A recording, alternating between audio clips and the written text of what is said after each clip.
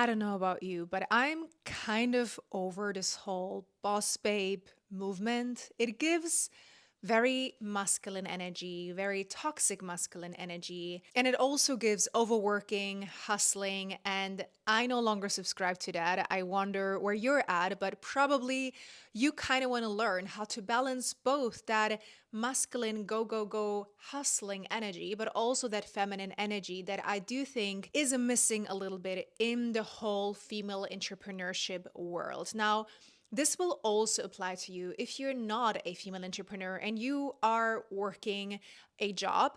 It's still going to be applicable to you, but mostly I will be giving entrepreneurial examples. So if you can't always relate to those examples, don't worry, you will be able to apply it to where you're at in your life and your career. I truly think as a woman, when you learn how to balance both the masculine and the feminine, it is going to absolutely transform your business and your success. Now, if you're about to click away and you're like, this is woo woo, I don't believe in this, it is not. Masculine and feminine, even though those two are terms that maybe we don't use that often in our everyday life, it is something that we all have within us. It is not gender specific.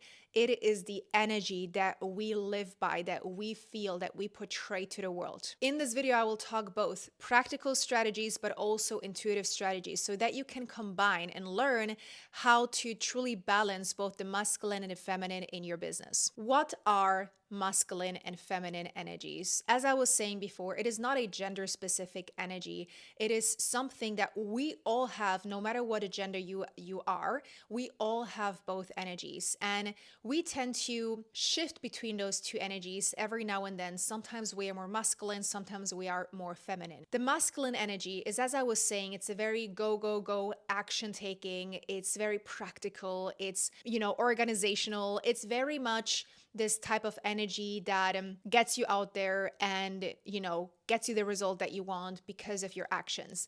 Now, the feminine energy, it's more a softer energy. It's the intuitive energy. It's the receiving. It's the letting go. It's the trusting. It's surrendering. It's allowing yourself to be creative and flow with your life. Both energies are equally as important. You can think of it as yin and yang. We have those two energies in our lives. With everything, we have the night and day, we have moon and the sun, we have the good and the bad. Both energies are the same as the balance that we see in the world in literally all parts of our lives. The problem though becomes that when, as women, we want to enter the business world alone, I don't know about you, but the word business already feels very masculine. It's very achieving focused. It's very hustling focused. And when we look at the whole social media world and the way that a business is portrayed, and all of the leaders that are pretty big up there as female entrepreneurs, they do represent that type of energy. They do, maybe dress a certain way, speak a certain way, and it's all about hard work and grinding and hustling. As much as I don't think there is anything bad with hard work and hustling and grinding, if it becomes too much, it's not healthy for us. Just like everything else, if something is too much, it's not healthy for us. So we also have to recognize that too much of that masculine energy is not healthy for us. And what happens to us women when we're too much in the masculine?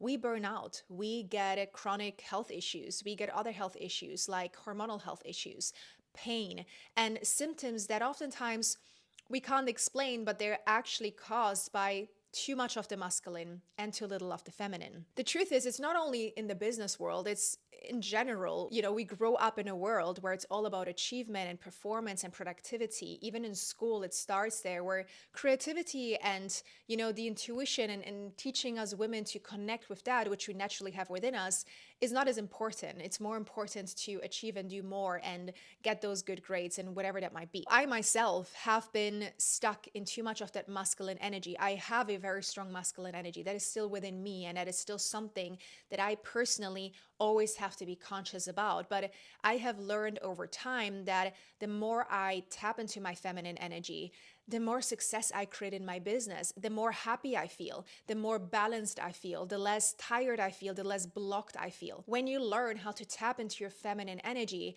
as a woman, you will tap into creative fields you might have never even known that were there.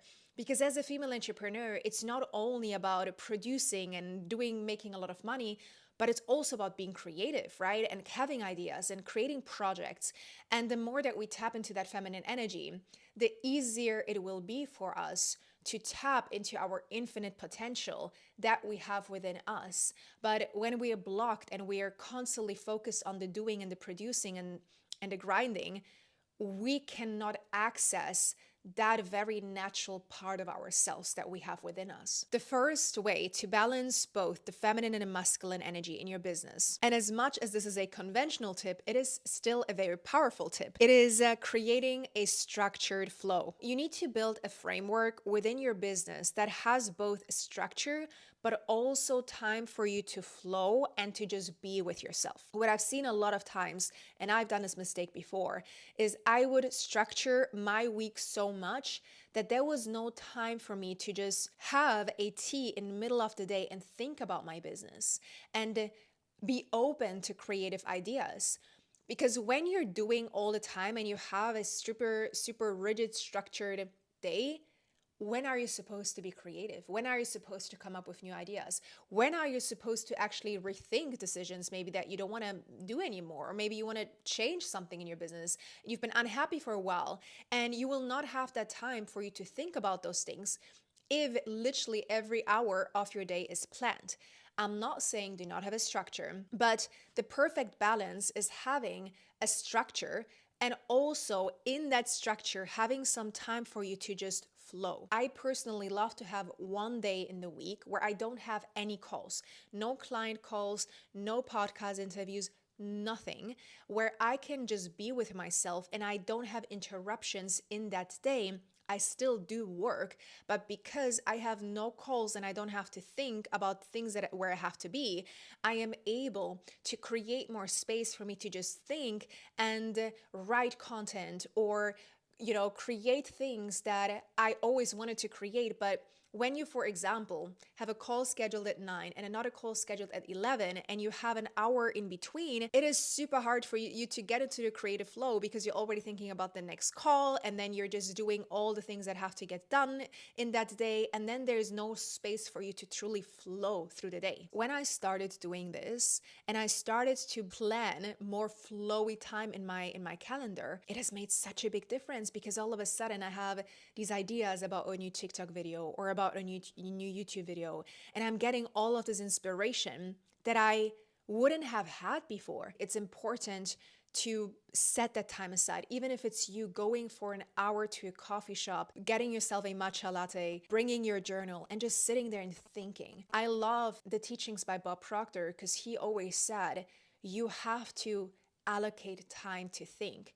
And that to me is stepping into the feminine and allowing your intuition to come through. You will not be able to hear the messages that want to come through if you're constantly just doing. The second way to balance both energies, the masculine and the feminine, is to work with your menstrual cycle. It might sound very woo-woo and unconventional, but it works. It makes such a big difference. When you sync your business tasks with your cycle, you will feel and see and experience a huge shift in your productivity, in the way that you show up, in your sales, in your visibility, in all of the things. Your menstrual cycle is not only your period, you're going through 4 different phases in the menstrual cycle. And in each of those phases, your hormones shift.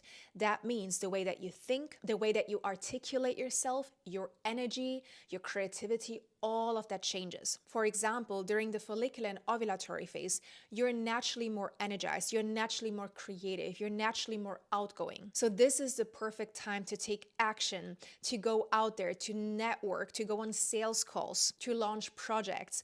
Whereas in the luteal phase and the menstrual phase, your energy is more focused on going inwards. So this is the time for you to plan, to organize, to look at the bigger picture, to reorganize things, to reflect and also refine your vision. During this time, I love to focus on organizational things and easy things for my brain that I know need to get done, but I don't need a lot of brain power to use. For example, doing taxes or organizing things in my folders, in my business folders, like small things like that, where I feel like there's a sense of accomplishments and productivity, but it doesn't burn me out.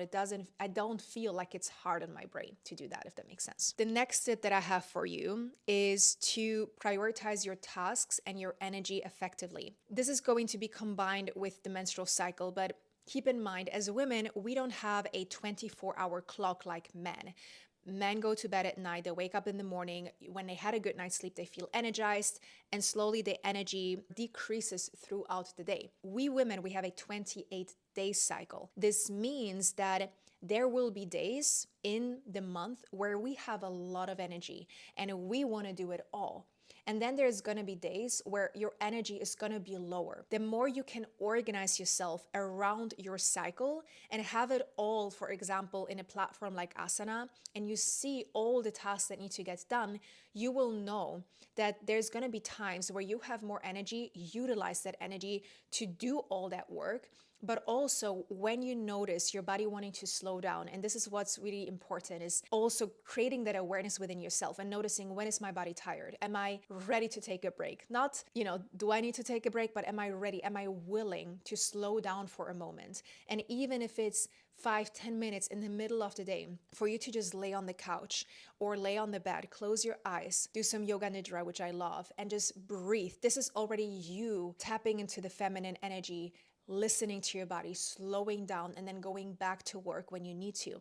These small breaks make such a big difference, but oftentimes, again, we overload our calendar. So when you have an organizational tool that shows you all that needs to get done, but you can be flexible in moving those things, you become a master in balancing both the masculine and the feminine energy. The next step for you to take to balance both the masculine and feminine energy is to learn how to embody the energy that you want to cultivate. So for example, when I feel stuck in hustle mode, or I even feel stuck in my business, and I'm sitting, at the desk, and I don't know what's next, I don't know what to do, I just feel very overwhelmed with what's in front of me. I know as I'm sitting there, I won't get the magical answer. It will not help me to just continue sitting there and trying to, no matter how tired I am or overwhelmed, to just keep going. Instead, I move my body. I get up, I go on a walk, I shake my body, I put in a song, I get up my standing desk and I stand instead. I find ways to embody that energy that I want to put into my business, because oftentimes,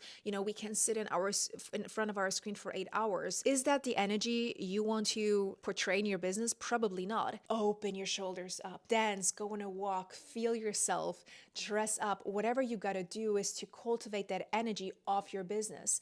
Taking it a step further, if you're not yet using visualizations or even subtle identity shifts within your business, this is also stepping into your feminine energy and allowing yourself to truly tap into the energy of who you want to become rather than of who you are right now. When we tap into our new identity, into the energy of who we want to become, things will start to shift so much quicker, because when we embody her, the actions that we take, the feelings that we feel, the thoughts that we have will all align, and our success will come so much quicker to us, instead of us hustling from scarcity, of not feeling good enough, of hoping that when we put this out there, it's going to get the success that we want. Instead, you got to embody her now. That will change so much for you. The next step that I have for you is something that I find a little bit controversial, and that is about setting yourself goals. I think it is important to set yourself goals, and I speak to this a lot when it comes to the work that I do with my clients. When your goals are stressing you out, you will have a hard time reaching your goals. So let's say your goal is to make $1 million by the end of December 2025. It's a great goal, but let's say right now you're making $1,000 a month. That means you have 11 months left to figure out a way to make $1 million. You've never made $1 million. You have no idea how this is going to look like. And if you already feel contraction in your body when you set yourself this type of goal, you will know this goal is not right for you. And this is, I want to call it toxic masculine energy. Yes, goal setting is important, but if it creates contraction and stress in your body and overwhelm, that goal is not for you right now. You want to set yourself a goal that feels realistic, that feels attainable, and that doesn't put you into contraction, scarcity, and stress. Because when you are in that energy, you are completely disconnected from your feminine energy. And the intuitive information that is meant to come to you about how to achieve this goal will not come to you. I mean, yes, you could absolutely achieve $1 million by the end of the year, but if you approach it from trust, from the idea is going to come to me on how this will happen, and I don't need to know the answers right now, it's going to happen so much quicker than I need to make $1 million by the end of the year, and I'm going to hustle my way there, and I'm going to do as much as I can. That's not the energy that we want to feel. That's not the energy that we want to embody. Instead, we got to ask ourselves, what feels good right now? It might feel like a stretch, but even if I don't achieve it by this point, will I be okay? I've tend to set myself certain goals in my business that ended up feeling very disappointing when I didn't reach them. And then it became this vicious cycle of the next month and the next month and the next month and the next month. And because I did that, I actually ended up pushing that goal even further away because I wasn't doing it from that energy of it's going to be fine. I will be able to achieve it. I trust that I will be. It was more of like, I need this to happen now because it didn't happen last month. I need this to happen now because it didn't happen last year. And that energy didn't feel right. Instead, I set myself hard and soft goals. So, a hard goal would be $1 million in a month, whereas more of a soft goal could be tapping more into your feminine energy throughout the month or creating 5 YouTube videos. That is a soft goal that is not tied to a result. In my opinion, it feels a lot more open in my body and it doesn't create that stress for me. But I want to say this is an intuitive thing. There are women out there who love to have that challenge and they love those hard goals and it motivates them and they can achieve it. And they're okay if they don't achieve it. It doesn't do anything with their worth or their belief that they cannot do it.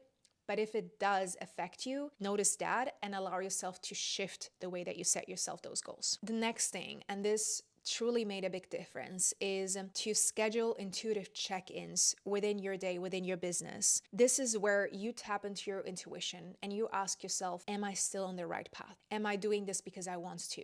Am I doing this because I think I need to? Or what am I called to do now? You know a lot of the answers that you might be waiting for right now or seeking, or you may be looking outside of yourself for these answers. When you tapped into your feminine energy, you will receive them naturally. You will hear them naturally. Even, asking a question like, am I pushing too hard or not taking action enough? What does my body need today? Your body is constantly communicating with you. I want to take it a step further. Your womb is constantly communicating with you. The more that we're connected with our body and you practice that by asking over and over, the more you will get those answers. And this happens to me recently where my business was all about vegan health coaching. And I was doing it at some point because I thought I needed to. And I felt absolutely miserable. But because everyone around me was like, oh, you're so successful, it's going so well, you're doing what you love, right? I was like, yeah, I am. And then eventually I hit a point where I could no longer ignore that voice that was coming through of like, Jess, you're no longer meant for this. You're meant for so much more. You're so much more than this.